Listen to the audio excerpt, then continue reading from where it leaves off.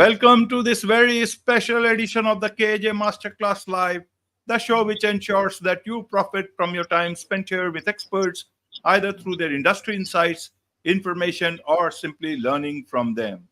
And today we have John Strozier.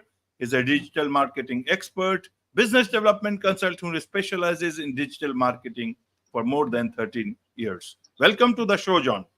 Thank you so much. It's so good to be here. I'm very excited.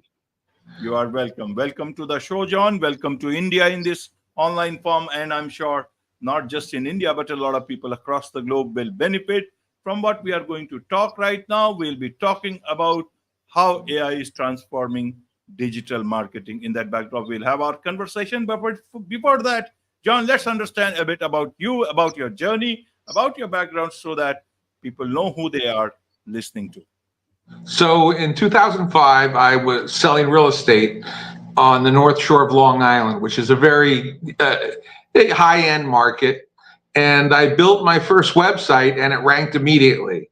And I've been tested. I have average intelligence, except when it comes to organizing information, then I'm exceptional. Don't know why.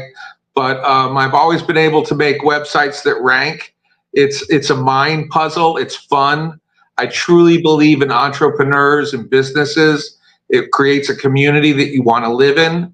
And so I really, believe in people's visions. And I just want to make sure that they get as much business as possible. And I've been very fortunate. I've got great clients and, I've changed people's lives and watched businesses grow and been with, customers for 9-10 years. It's wonderful.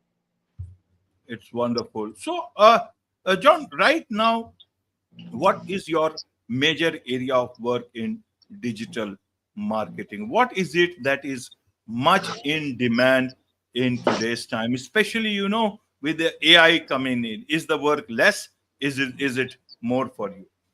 Well, one thing that I provide is strategic planning. So in other words, with digital marketing, with algorithms, as soon as AI started to get, or Google started to get algorithms where they really weren't quite sure what was going on, it's always a moving target. So you have to create today for what is relevant in 3 years from now. And with AI, I use AI every single day.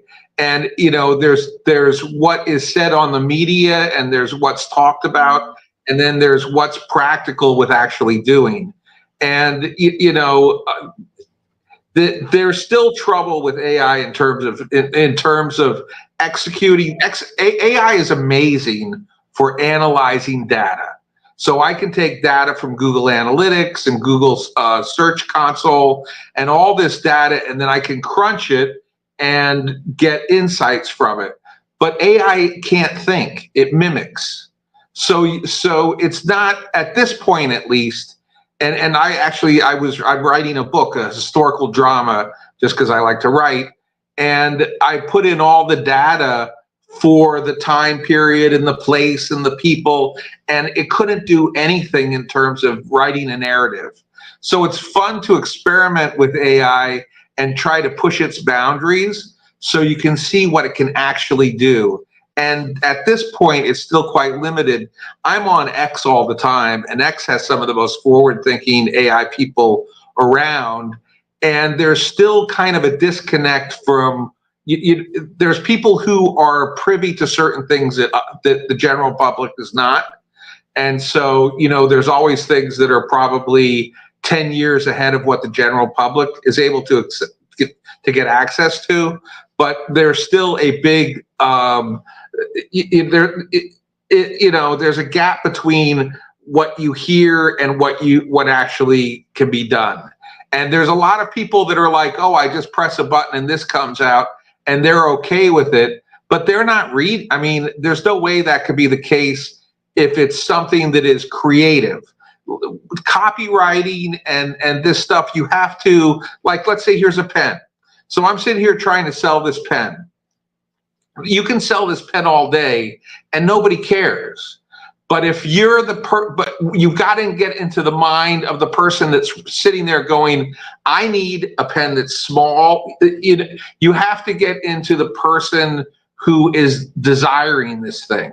and there's always somebody desiring a product, and it's so much better to go at it from their perspective, understand their pains, their concerns, their desires, their dreams, and all these other things, and then put that into paper or put into a social media or put into a video or something like that. But AI does not have the ability to come up with anything original. Right, right. So, John, I want to understand then from a simple person, small business perspective, or anyone who has a new website. Now the tools are there. The same sort of tools are in lesser or more degree available to everyone.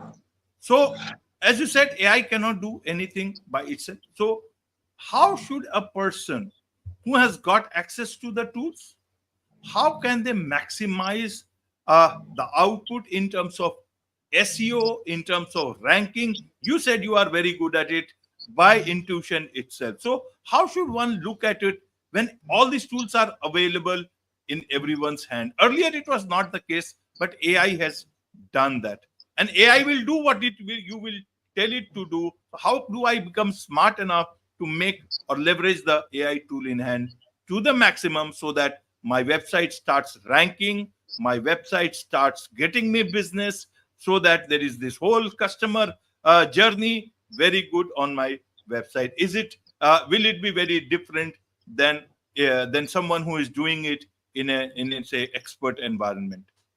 But well, AI, your cognitive abilities matter.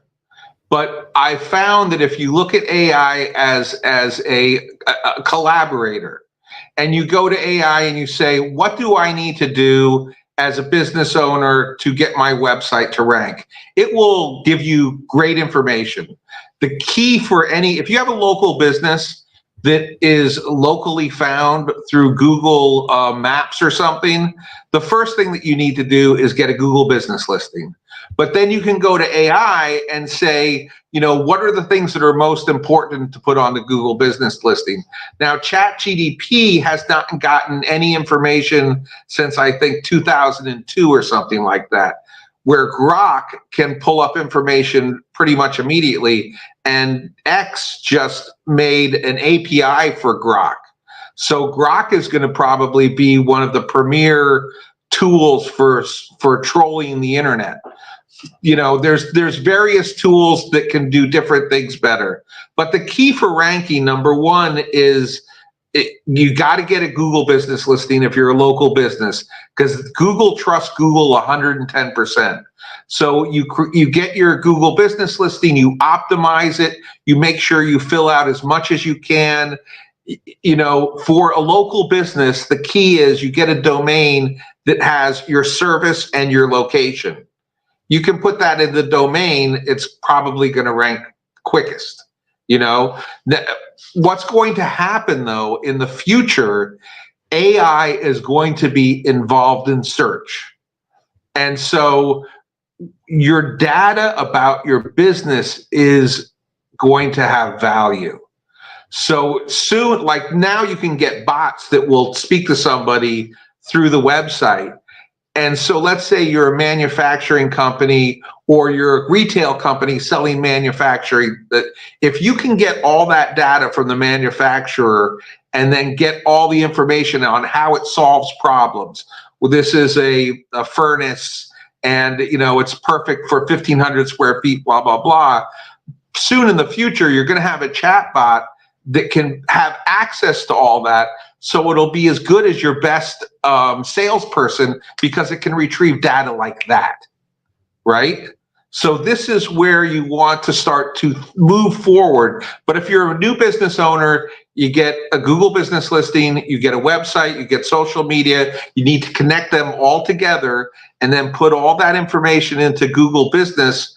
And also you want to make what's called silos. And so each in a website, you have in the old days when I went to school, you go to the library, and I don't know if you remember the file catalog. So if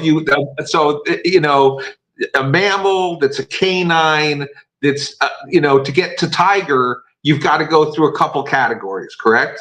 So that's the way you want to think about your website. So the alpha would be,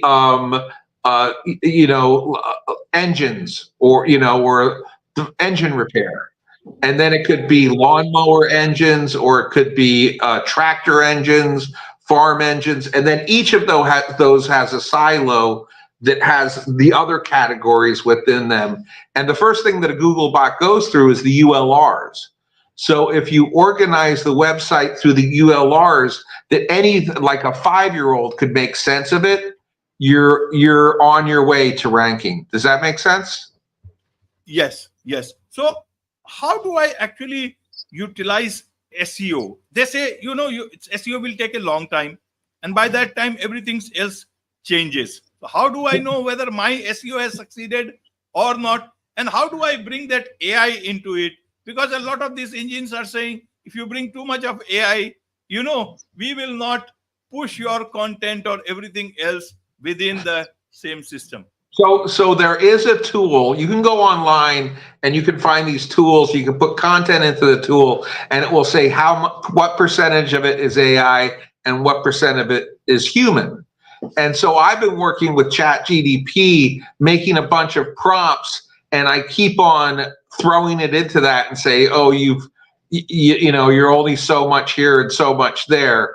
So you do want to make sure there's going to be more tools that will be able to formulate the copy. One good tool is called the Hemingway app. And the Hemingway app, so Hemingway was one of the greatest English writers around, American writers or what have you. Right. But before he became a novelist, he was a journalist. And your average newspaper is like on a 4th grade reading level. And the wonderful thing about Hemingway, when you read his writings, you're not aware that you're reading it because it's so simple, yet it has complex ideas. So the Hemingway tool is great. You can throw anything into the Hemingway app and it will read, and it'll force you to condense sentences. And one thing, when you want to feed the Google algorithm machine, you want to make things as simple as possible so there's absolute clarity. So you don't want run-on sentences. So in other words, when you create the SEO framework, you have the alpha page, which is the heading, the main subject, then you have these sub-subjects, and then on the page you have one H1 title, which is the main subject of the page. Then you have H2s, but then you want you have a title and then 3 to 5 sentences at the most. If somebody's on their smartphone and they see a whole bunch of content, they're never going to read it. And nobody reads anything anyway. But they'll read the titles, and then if they want to read more, they read the 3 or 4 sentences underneath. That's like the best structure ever, because that's something that somebody can scan through on their phone. They read the titles and they get an idea of what the page is. But then also you want each sentence to be preposition, predicate. So you don't want any run-on sentences. You want simple, concise sentences. And then there's going to be no ambiguousness when the bots go in to read the content. Now, as AI gets better and better, they will get better, but AI is not conscious. So AI it's only pulling up data and then arranging it based on other things. So if you have a new product or something that they haven't seen before, if you have a whole bunch of run-on sentences and a lot of flowery, marketing language and just a lot of extra stuff, you're just going to confuse the AI algorithm. So simplicity, simplicity, simplicity. And that goes, and if you use AI for writing, you will notice that they throw in paragraphs and phrases that mean nothing. They're just like taking up space. And I don't have an example of it, but if you really drill down, the one thing that's great about AI is it forces you to be better at everything. If that makes sense. If you look at it, yes, John, it makes sense that it will force you to make better at anything. But everything is, within it almost sounds like a matrix. It tells you that you create with AI, but also humanize it. Then you look at it again with a website created by an by AI. The algorithm, that again is AI. Again the data analytics, again that is AI. So and what to do with that data or big data also, again with AI. And Well, then everything is, so how does the human come into between?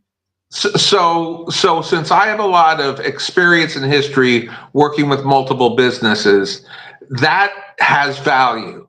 So if you took somebody who has no understanding of SEO and marketing and say, hey, now you have an AI tool, they're not going to know really what to ask and extract. So one thing that I do now is I'll take Google Analytics data, Google Search Console data, and I will cross-reference it with Google keyword data and then stuff off of analytics like query search. So it can look at all of it and then look for anomalies or opportunities. But if you didn't have any experience doing this for a long time, you wouldn't know to direct it in that way. You can't just, there's no these days pressing a button and the right answer just shows up, right? Because it doesn't know how to think. So if you have somebody in the family who's very loves mind puzzles, has really great sharp cognitive thinking, being a prompt engineer is such a neat thing. And there's certain minds that I think are better suited for it than others, because you have to constantly challenge what the AI is coming with. It can send you down a rabbit hole that's not taking you anywhere good. If you always, when you get stuff, you always want to say, please challenge this outcome or challenge what I'm saying, and is there something way that we can do it better? Or based on past history, are there things that I'm missing? Or you want to constantly do that. And then another neat thing to do is you can say, I want a three-time feedback loop on this to refine it even further, because it is a lot like human thinking in the sense that when you talk to somebody, you can have a very superficial conversation about something, but to go deeper into a deeper level of it, it takes time to get there in the conversation.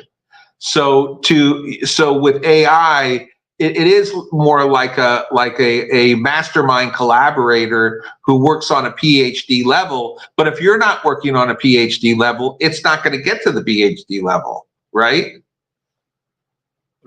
Right, John. So as a digital marketing person, somebody who is earning his or her bread and butter from the digital marketing itself, how should they prepare for the future? What are the challenges at the moment that you see which will become big challenges going on, and one needs to be future ready? Because you don't know, you are not talking to any of these working Sam Altman or any of these people who are working on the thing. So you don't know what is coming. So suddenly it will come, like one fine December morning, ChatGPT came, and you will find yourself out in the sea with no work and hand. How do you become a strategist? Should you become a prompt engineer? What is it that a digital marketing expert can think of for themselves in the future?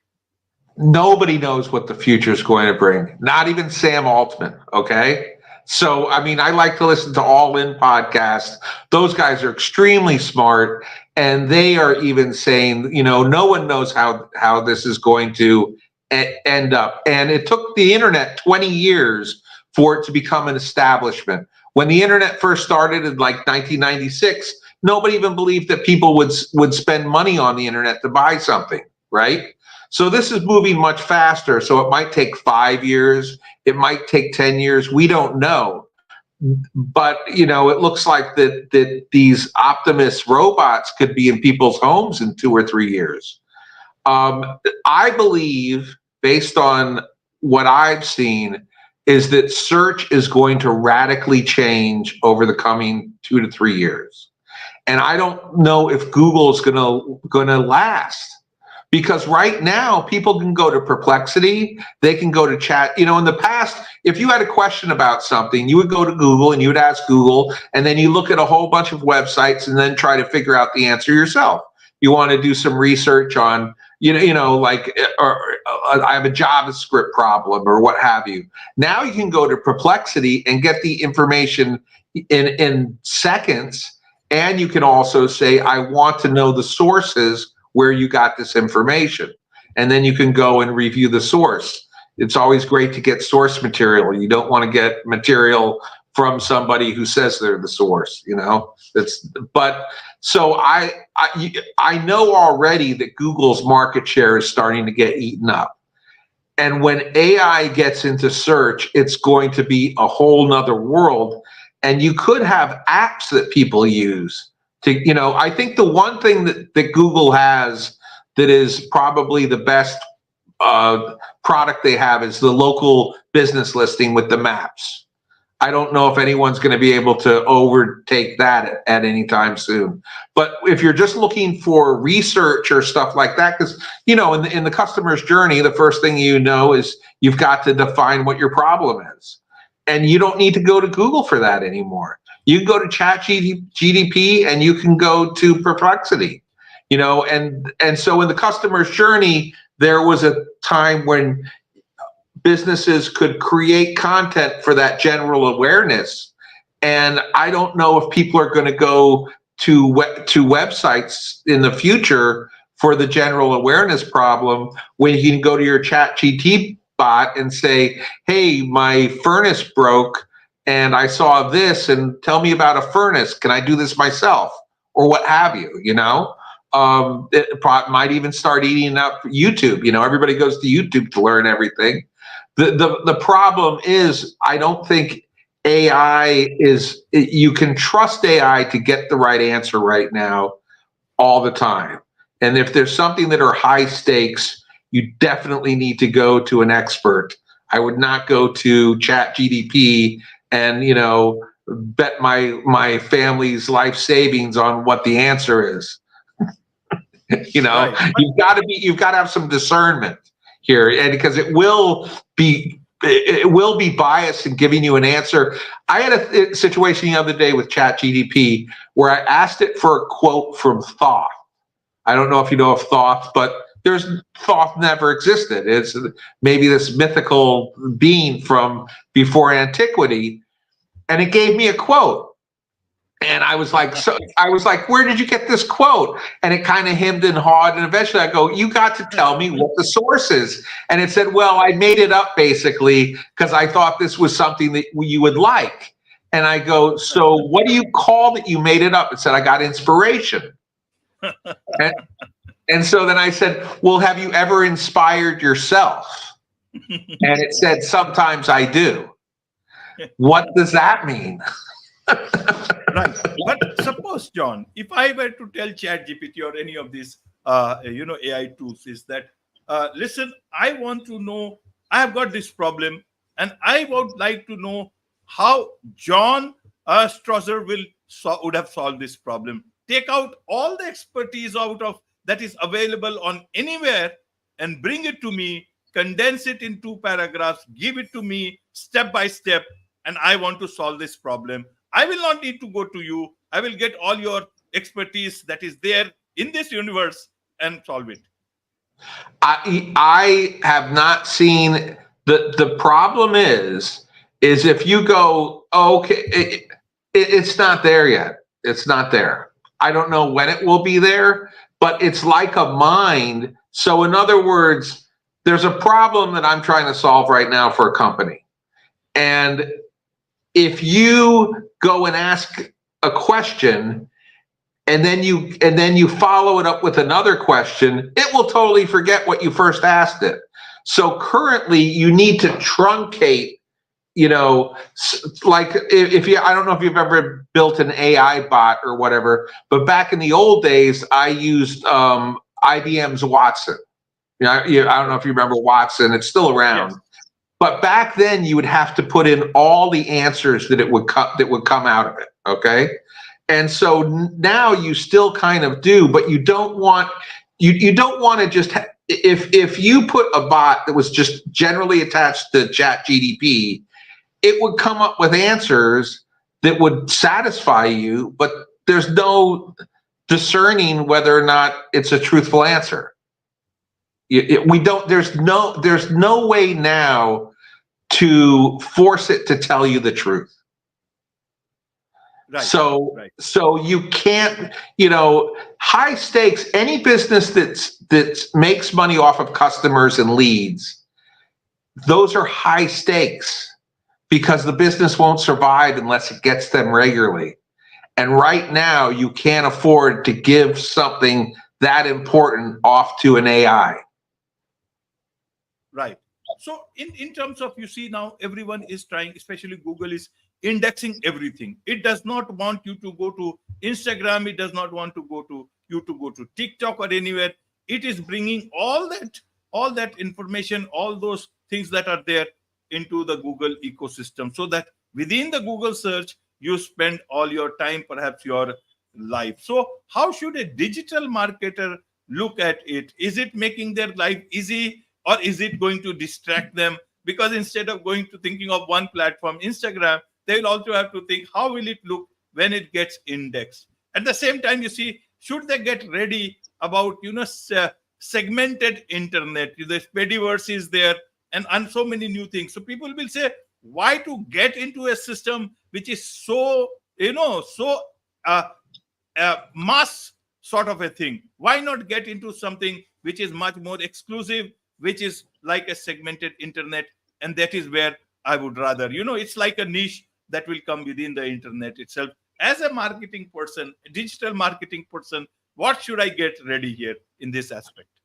You got to go where your customers are, right?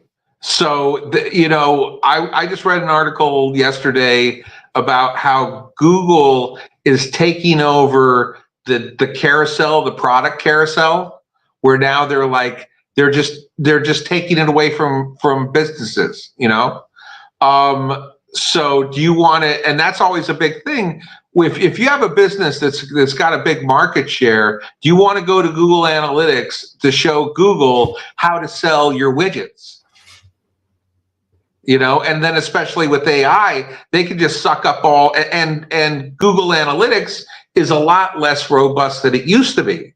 You used to get a lot of information that you can't get from there anymore. And I have a feeling that they're kind of, I don't know, in terms of where it's going to go with Google, but I wouldn't put all my eggs into that basket. And so, in other words, where your market is, I think you're absolutely right. I think things are starting to get bifurcated. I think there's some social media places that have more high-end people than others. There's places, so you need to kind of, look around and then see where you want to put your energy in. You don't want to put your energy into losers. But if you do have a local business, Google still, if you're a law firm or you're a dental practice, there's not an alternative yet, But if you're a company, a big brand that wants to do specific advertising with influencers or what have you, I think right now it's a really wild west out there. We don't know what's going to happen. Nobody knows what's going to happen with AI. So, I mean, you might eventually have your own AI bot that will go out 24/7 and it'll get to know you and your wants. And it will every day wake you up in the morning and say, hey, I found this, that, and the other thing. And you go, awesome. And you have no need to go to anything else. But, that's not here today. And I don't know when that will be here and how to then optimize for that. That's where I think the real money and the real juice for any company that's got stuff going on is your own data. And if you can start to parse your data together with some kind of AI bot that can retrieve it, and then you can connect that to advocates, in other words, customers. So someone can get in touch with your brand and they say, hey, is this the right thing for me? It can say, well, hey, we have 4,000 customers that had your exact problem and they all got happy for it. Well, let me see some of these reviews. I don't necessarily, okay, it was this person and that person. Then if you turn your company's data into your own library that is not a source that's generally out in the world, or you feed it in such a way to potential customers and prospects that is much better than any other company out there. I think that's where the future is going. That's where the future. So will you talk about all these things in your upcoming book that you talked about, John? What will be your book all about? Well, currently I'm doing a book. It's the Hacking Humanity, which is and so it's basically it talks about it's a workbook. So it goes through personas basically. So instead of being the guy that's there saying buy this pen, you're in the mindset of the person that's looking for a pen that has all the attributes, and it's just a totally 360 way of marketing where you become the person that has the need where you need a solution for your problem. That's the future of marketing. I believe the idea of you saying, hey, these are all the facts about the pen and this is why it's better than my competitors. I don't think that's where marketing's going. I think marketing's going, hey, I'm the guy who needs all the attributes of this pen, and so you're talking directly to that person. And that's the one thing that AI really does well, is predictive behavior patterns. AI is all about analyzing human behavior. There was a guy today that is an amazing guy who's been writing about technology in Silicon Valley for 30 years. And he said he was talking to one AI robot guy, people that make robots, and said that humans are just patterns. That's all we boil down to AI. And AI can take patterns and organize them and come up with answers. That's something it can do better than anybody. And so if people are predictive in their behavior, that is where AI will blow everybody else out of the water. But you still need somebody who, AI was never a child, was never a mother, was never a father, was never a brother, never went to school, never had to go through the process of buying a car or a house. And so all those nuances, it's never going to, until you get an AI that actually goes through the whole experience of being a human being, which might happen. There's going to be things that you're going to need a person. Instead of having a marketing team of 20 people, maybe you'll just need one, and working with AI on a consistent basis, it does force your cognitive abilities to sharpen. The better your prompt engineering, the better the outcome. The more you question yourself and you say, am I wrong? Challenge me on this, the better the outcome. So, I mean, at this point, I think that human beings are still very important to the equation. But when it comes to this predictive stuff, and soon, X just came out with an API where Grok is going to be able to search everything on X in real time. So that is going to be a monster for marketers. I don't know what's that? Yeah, I said yes. And I don't know if Google, I don't paid ads is just I've never been a big fan of paid ads. SEO always converts so much better. And people like my mother, she would go on the internet and anytime she saw an ad, she would just get excited. There's some people that will always be happy for the shiny things, but I think people are getting kind of, over a certain style of marketing. And so I think when you have personalities that are out there saying people are going to trust personalities maybe over companies, and not necessarily celebrities, but people with real experience. And I think that there's going to be a big market for that, not just an influencer farm, but somebody who's actually got a personality who people trust over time. I've seen people try to do AI influencers, and they really don't get the engagement that real human beings that share their story and share vulnerabilities. Those are the people now that seem to be getting a lot more engagement and energy.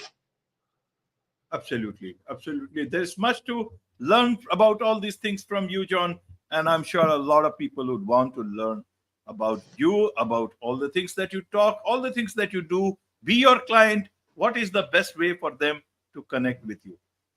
That I've it's seoppc.org is my website, and you can. I'm on X, AI John Allen on X, and that's a great way to reach out to me. I'm also on LinkedIn, but LinkedIn, you get a lot of who knows what. But and my email is Wonderful. help@johnnybase.com. Wonderful. With this, it's a wrap on this very special edition of the KAJ Masterclass Live. Thank And you so I'd be much happy indeed. to do this any other time. This has been a lot of fun. Thank you. Thank you. With this, it's a wrap on this very special edition of the KAJ Masterclass Live. Thank you so much indeed for joining us. Thank you, KJ.